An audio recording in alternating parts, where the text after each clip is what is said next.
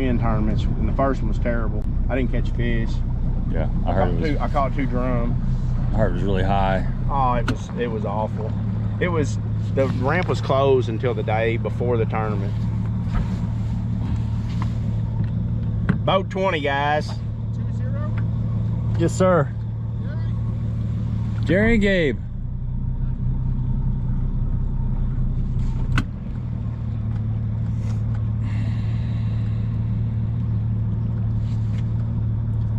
Lights are nice and bright. They are nice and bright. Yeah. That's why I'm not going to throw this at you quite. Yeah. You can see Throw what it to I'm Gabe. There you go. There it is. Got You it. want a kill switch, don't you? Yes, please. Once All you pull away, that'd be great. All right. Thank you, guys. Yep. Hey, your check-in time is 2:30. 2:30. We Okay. got it. Thank you. Put your big inches off of what a player, followed by playing the national anthem at 6:30 sharp. I'll start calling boat numbers.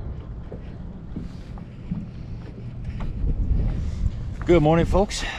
Welcome to Kentucky Lake, fishing the Super Tournament in the Line Out Division. Tournament number 5. We'll be fishing with Jerry, Paul today, and we have got a little bit of rain in the forecast. It's overcast now. Wind's blowing a little bit. It's been kind of sprinkling on and off, and this kind of pattern is going to hold with us till probably the middle of the day. We're just kind of hoping it holds off until we make our little run and get over in the area that we're going to be fishing, because nothing worse than running into rain, especially my side of the boat. I got zero blocking me. It can be actually painful, man. A dual console would be nice. Yeah, it's like a million hornets stinging in the face, but regardless, we'll make it happen.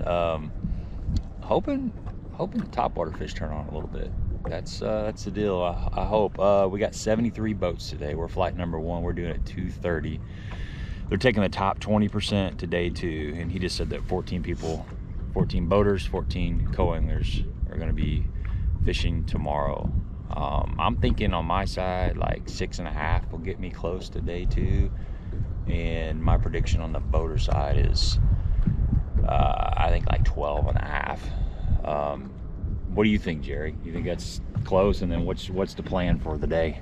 As far as the boater side, I think maybe a pound more. I'm gonna go 13.5. Okay. The only reason why is because I think the fish are just a bigger age class than the past couple years. So there's a lot of 3-pound fish out there where a year or two ago they were 2.5, 2.25, 2.5. So I'll go with 13.5, and I'll say 7 on the co-angler side. Okay, 7 on the co-angler side. But hey, we'll see. I do like the clouds. I think it may extend the topwater bite a little bit if they will bite. We got a north wind. Who knows, man? It's fishing. We're just gonna go fishing, have fun, be safe. Yep, that's all you can do, man. Just keep your head down and keep casting. So we're just waiting for the old morning prayer and the national anthem, and then we're gonna go get after it.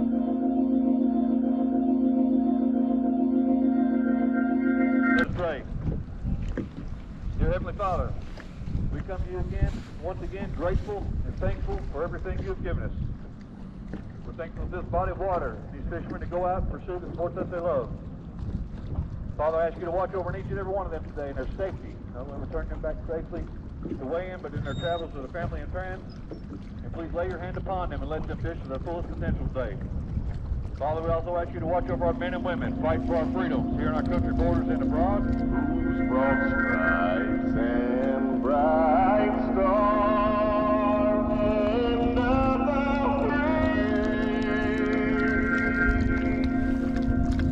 boat number 9. Thank you, number 9. Number 10. Boat number 11. Thank you, boat 11. Number 12. Thank you, number 12. 13. Thank you, number 13. Number 14. Thank you, boat 14.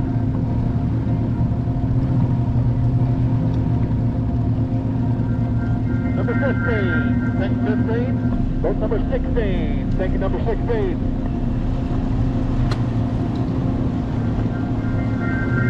Boat 17. Thank you, number 17. Boat number 18. Number 19. Go follow number 19. Where are we going? Boat number 20. Boat number 20.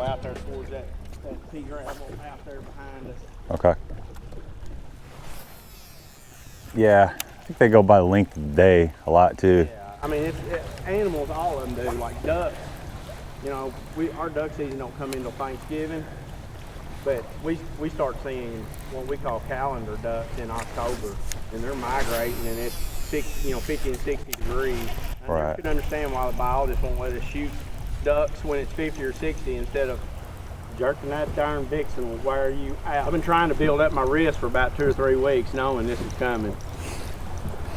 You go all year not using it, and then Yeah. you know, I'm cranking DT6s and yada yada, and then next thing you know, man, you're out here 5-6 hours a day pulling that thing, and it'll wear you out. Right there's basically the cast. I caught that one on yesterday. I'm gonna throw a couple more baits here just to give it its just due, then we're gonna move. Okay.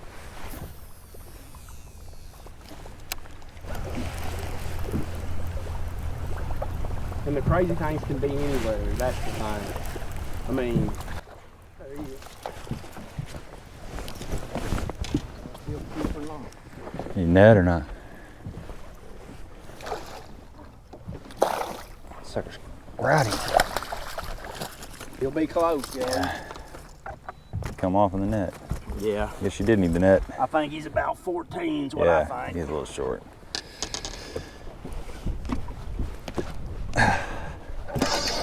Smallmouth will fool you. They're longer than you think they are. Yeah, he's like 14 and a half. Yeah. And I really enjoy fishing it. Yeah. It's a cool lake. I got BFL there next week. The biggest largemouth bass I ever hooked in my life was down there, not last year, but the year before. I hooked one on a vixen. It was between 8 and 9 pounds. Damn. He come up and he just ground it out of his face. Wow. Just shook his head and just ground it out of his face. I've never seen a fish do that. It's a bait up there. I seen Yeah, it they were- right against the bank. Yeah, they were chasing skipjack or something. Come on, you see that? Huh. Shad blew up right there behind my bait.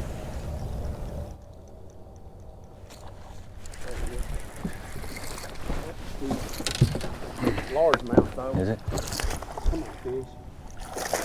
He's barely hooked though. That's the kind we need. There you go. That'll push through. Yeah, that's a good one. Good job. That's the kind we need.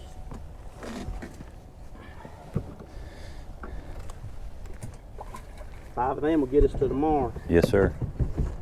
All right. Good job. Nuts. Good job. He hit out the bank a little bit. Yeah. He may have followed it. You know, there was something blew up there behind that bait the time before. The joker was barely hooked. Yeah, on that back hook. I saw that. That was a hell of a net job. For a reason.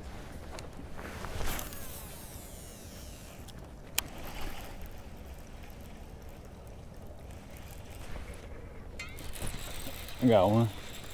Got it? It's a little one though. Need net? Nah. You sure? Yeah. He's swimming right at me though. No, he's a little one. Okay. Smallmouth. Hey, he was up there eating those shad. What'd he bite? Chatterbait. Oh, chatterbait. Yeah. Figure I'll throw this behind you.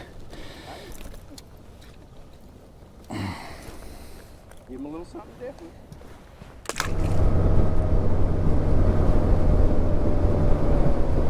My nephew said somebody being 45 in the morning. You seen that? Dang. That's pretty cool. Yeah, it's chilly right now. Yeah, I didn't think about you having the sandals on. Yeah, well, I wore these because I thought it was gonna rain. Right, you ain't got to have wet feet on. Right, exactly. No, I get it. Something about that darn walking bait though at Dixon, I think it just pisses them off. Another one. Got it? Yeah. Good one? I don't think so. Closer. I'm good. You good? Yeah. Won't kick? Nope. Largemouth. Smallmouth, largemouth. Yeah. Well, it's built right though.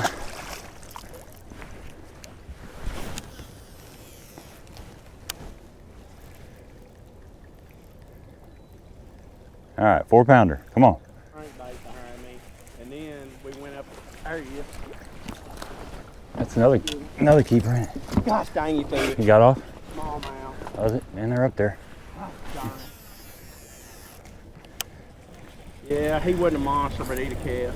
Arm wrestling champions. Yeah.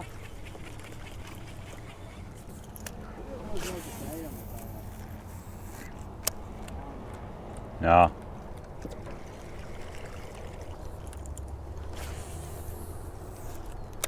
And sometimes I don't think it's the bass. There he is. Net? Yeah, he might. He might make it. Nah, I don't think he will go. Well, maybe. Long and skinny. About 14, ain't he? Yeah. Ugh. Don't measure him. I know he ain't. Bluegill. Really? Yeah.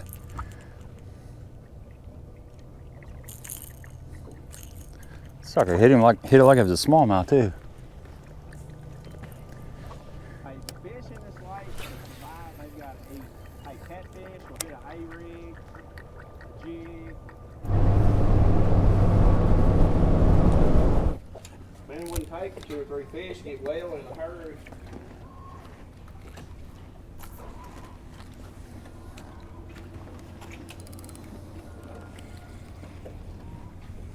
I might have to go back to Kentucky. I didn't want to consider it, but Mm-hmm.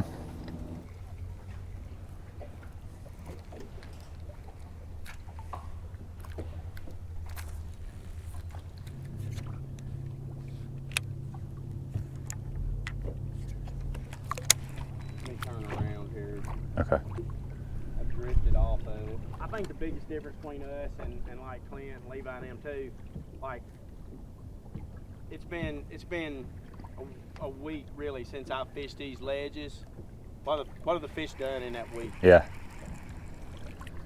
They know because they're out there almost every day. Yeah.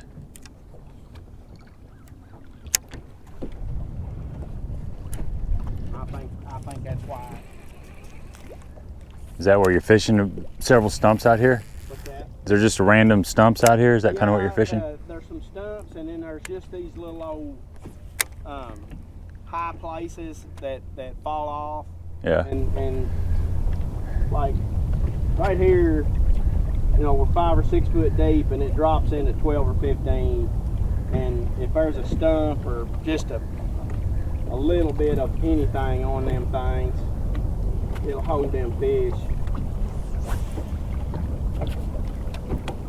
People probably don't fish it a whole lot, but like the one day me and Cat was out here, it's been a couple of weeks. We caught 3 or 4 keepers in a couple hours, and it was hot. It was one of them last hot days, but there was 3 or 4 other boats on this same flat. I didn't really see anybody else catching much, but they were out here. But generally, when you catch one out here, it's a good one.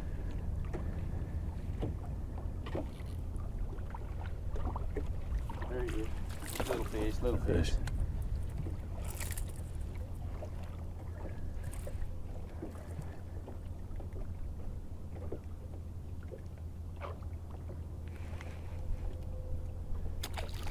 So as you can tell, we made that run over to Barkley first thing in the morning. And what you've seen up to this point is about 4 hours of fishing. It was pretty tough. Jerry was committed to a topwater bite. We were running a lot of these really flat points. A lot of times the boat was anywhere from like 3 to 5 feet of water, and we were making long casts up into nothing.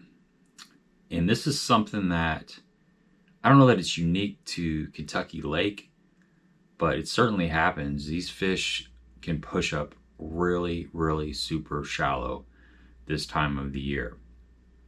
And if you find the right point, it can get right in a hurry. So that was Jerry's motivation. He was just trying to cover a bunch of these high percentage points as possible and keep that topwater in his hand. And that's pretty much what he threw. I mean, he had a walking bait like a vixen, a spook, and a plopper, chopo, that kind of thing, just covering water. And I had a spook behind him, but I picked up a chatterbait and started catching some fish on a chatterbait behind him. We were moving pretty fast, so I didn't really have an opportunity to drag much. I mean, I drug a Carolina rig a little bit, but like I said, a lot of the stuff we were fishing was really shallow. So even off the other side of the boat a lot of times was still pretty flat. So just trying to, just trying to cover some water behind him. And like I said, bites were few and far between. We were seeing shad, things looked good, and the reason why he kept running that topwater pattern was because of the cloud cover and the rain. It could have very well extended that topwater bite. And I know some people in the tournament were over in Barkley and caught fish on topwater as well as in Kentucky Lake. So there was a topwater bite going on, but we never really ran across him. He caught that one that was a little bit under 3 pounds and just a few random fish. But in the back of his head, he didn't want to go to Kentucky Lake. We talked about it a little bit, but he was trying to stay on Barkley and make that happen. So we started fishing some ledges, some of these shallow ledges. And he was cranking. I was throwing like a 10-inch worm, just an old monster, dragging that thing around, dragging the Carolina rig around, still picking up that chatterbait. But finally got to the point where we had to make a run over to Kentucky Lake. Got it. Thanks. Did you get it? Yeah, somehow.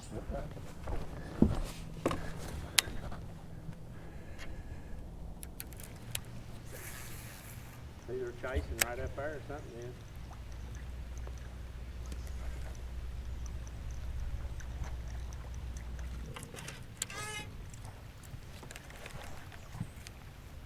Maybe you cast some bait messed up. Ooh. You get a bite? I did. Either that or I hit a carp.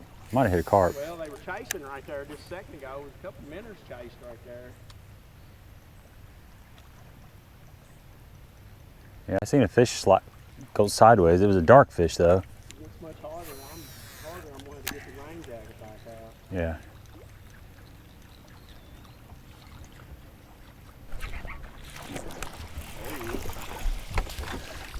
I don't think he'll go. He's about an inch short, ain't yeah, that's the same fish it swapped at though, I think.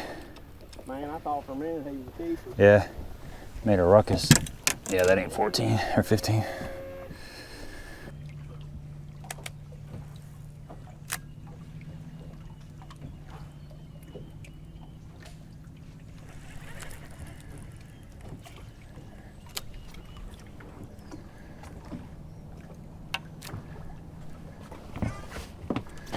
The sun's gonna start trying to come out here shortly. Is it? Look, it's looking like it. I see some blue over there. Well, we may. That's the high spot out where I just threw at, to the right. Yeah. And a lot of it has stumps right on the drop or on the edge where the old trees were. Okay. I'm trying to bring mine kind of down the edge right now. But Good one? no. No. I don't think so. It is small. Yeah, it's a little old. It's a little one.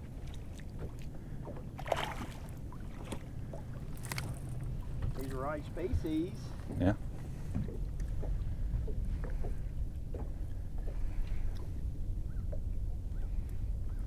You think the rain's over? I really don't know. I haven't looked at the radar or anything. There's a fish. That's my king. Yeah. Be close, won't he? Yeah. Yeah, I think that'll keep. Small keeper.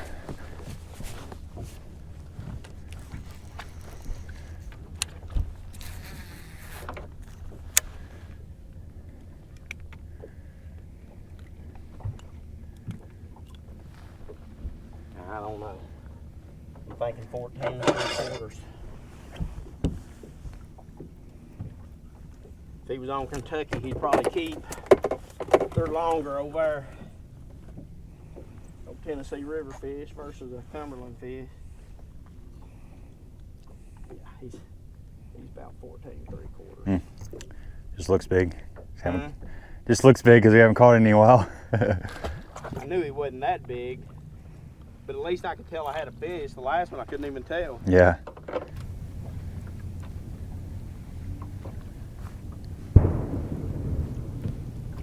Dang. Big gun, whatever that was. I wonder if muzzleloader season's open. It must be. That's what it sounded like. That's what it sounded like, didn't it? Mm-hmm. I bet it is. But I thought they didn't have early muzzleloader till October.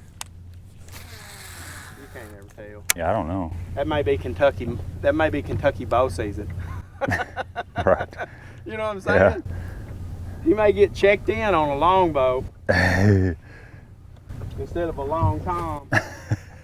Up in here, some of them deer's about half tame in these neighborhoods. Oh yeah. Yeah, somebody found them a 160 and decided today was the day. Yep. Just gonna take his chances on the law. Yeah. We got a bunch of big deer in Cape. Big deer. Yeah, Kentucky Lake might be the answer. I wouldn't want to go that way, but I may have to. Ain't looking too promising.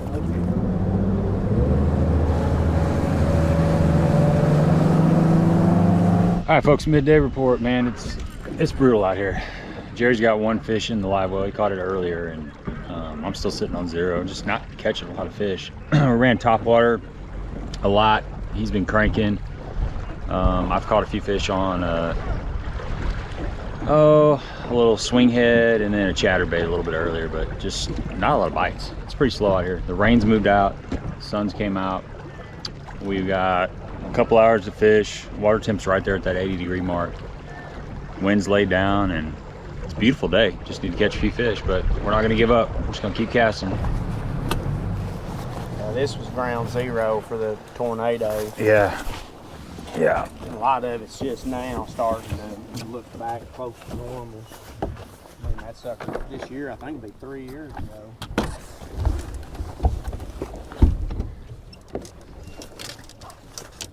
Yep, and then right where that first bar that we fished is where it went across too.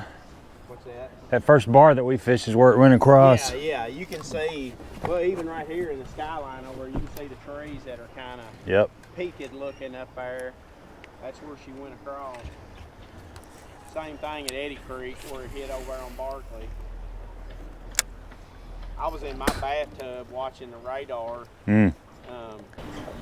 Of course, the sirens were going off, and I watched it cross the lake, and I called my friend up there at Princeton, Lindsay, and I told her, I said, hey, you and Devin better be headed to a basement because it's coming, and it ain't stopping.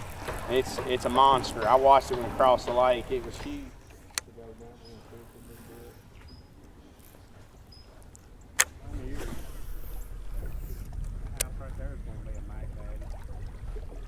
Oh yeah.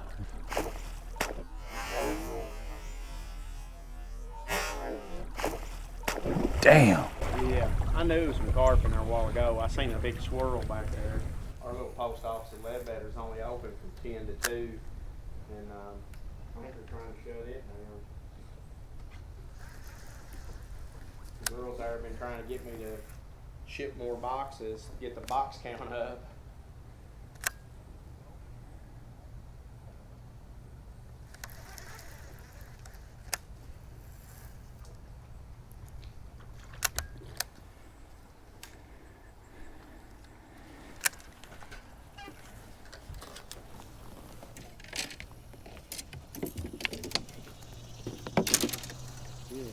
What a big old mess. This I just.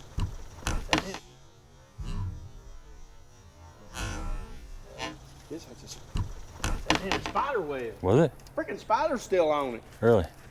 Yeah. Did he get you? I went to try to get it off, and I was like, holy crap, it's a big old spider. It's alive. I don't like spiders. I could tell. I'll fight a snake, but if it's a spider, I'm coming out of this boat.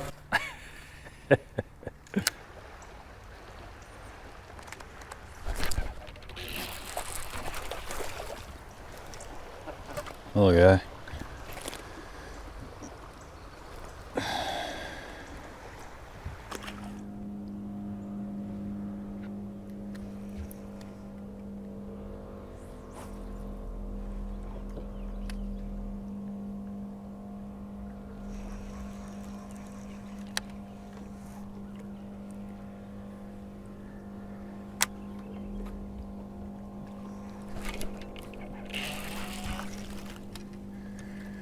Little guy. Snatched one out of Yeah. it.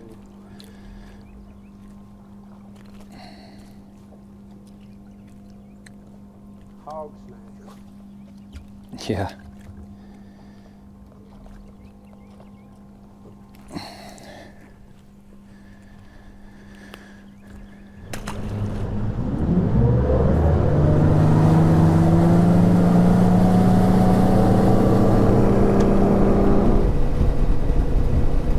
The thing that was nice about Barkley is there really wasn't a lot of pressure over there. Everything that we wanted to fish, that Jerry wanted to fish, pretty much pulled up on it and fish. But Kentucky was completely different.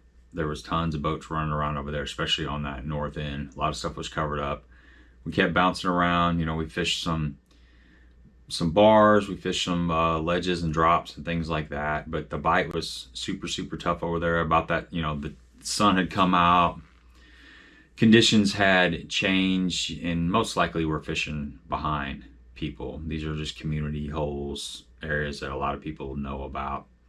Kept our head down. It just wasn't happening. You know, we kept fishing, and we pulled back in a creek there wanting to fish this certain area, but there was a couple people on it, so we went around them, and when we saw that area opened up, we slid down that bank, and I was throwing that little swim bait, that little 2.8 Big Bite Baits Pro Swimmer, a really sneaky kind of color. It's not sneaky, but it's not your average typical shad pattern. It's something that Michael Courtney turned me on to. I guess it was last year or whatever, but it's that chartreuse and blue. For some reason it works really good on Kentucky Lake.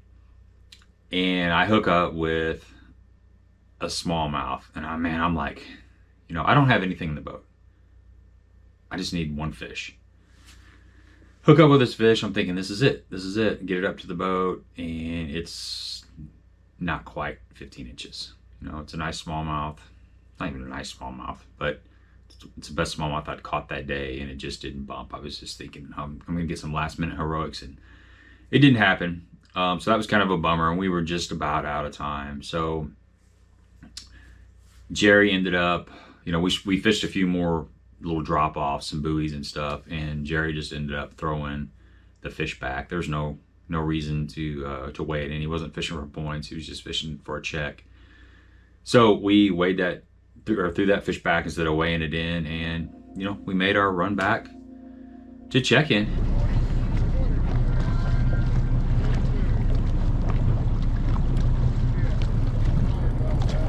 Boat 20. Yeah. Nice. And put that sucker back on the trailer, drove home, and you know, I was a little bit disappointed. That's fishing. You always have high hopes, and just don't like zeroing. But I didn't have, you know, you have to take advantage of the opportunities that are in front of you, and I didn't miss any fish. I guess I fished clean. Just the way it was. We were just a little bit off in the rotation or something. For whatever reason, they weren't quite up there on that top water deal. But Justin Berger ended up winning it. This was a 2-day tournament, so they took the top 20% after day one on to day two. Justin Berger ended up winning on the boater side with 34 pounds and 9 ounces. Brad Keel was second, Levi Cole was third, Clint Knight was fourth, and Mateo seventh. My buddy Gary Singleton got him a top 10. He finished in 8th place. He had a really solid bag on day one. He had 15 pounds, and he slipped a little bit on day two with 9 pounds. But, you know, weights were kind of down, actually. The lake was fishing tough. You know, 34 pounds for 2 days is definitely a little bit down on Kentucky Lake.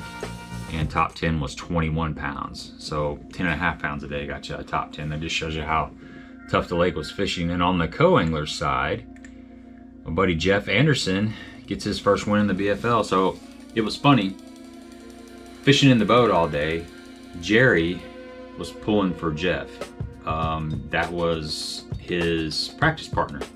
So Jerry had fished with Jeff the day before, and we were both kind of like, well, if we're gonna suck it up, hopefully Jeff or somebody else we know does good. And his name came up a couple times. So he ended up winning with 13 pounds and 1 ounce for 2 days. You know, it's pretty tough, but we can only keep 3 fish on the coast side. So that's 6 fish. No, actually 5 fish. 5 fish for 13 pounds. Second place, my buddy Gary Huber. Second, 11 pounds, 13 ounces. And looking on down through here, Brad Thatcher got 6th place. Matt Chumbler, 7th place. And it was top 10 on the co-side. This is crazy. 10th place on the co-side was 5 pounds, 5 ounces for 2 days. It just shows you how tough it was, folks. It was a tough tournament. I think it only took a little over 4 pounds to make that cut, the day 2 cut. Pretty dang tough conditions. But overall, you know, it was fun. It's Jerry is he was a knowledgeable fisherman. He's spent a lot of time on Kentucky Lake. He knew a lot of really cool spots. And if his pattern was on, I think, you know, it would have been on good. It would have been solid. And we both would have caught fish, but they just weren't quite up there yet. But had a lot of great conversations with Jerry all day long. You know, so that's it for the Illini division. That was a lot in the Illini division. I ended up qualifying for the regional. I think I was in 64th place, but since I won that Rend tournament, I won BFL number 4 in the Illini division, which was on Rend Lake. So that qualified me for the regional, and I'll be fishing the regional, which is in the Quad Cities. Never been there, don't really know what to expect. It's a Mississippi River. I have watched a few videos on it. It just looks like kind of some power fishing deal, you know, flipping, crankbait, chatterbait, spinnerbait, that kind of stuff. So we will be doing that. Look for videos in the future. If you haven't watched the practice video, check it out. And that's a wrap, folks. Until next time.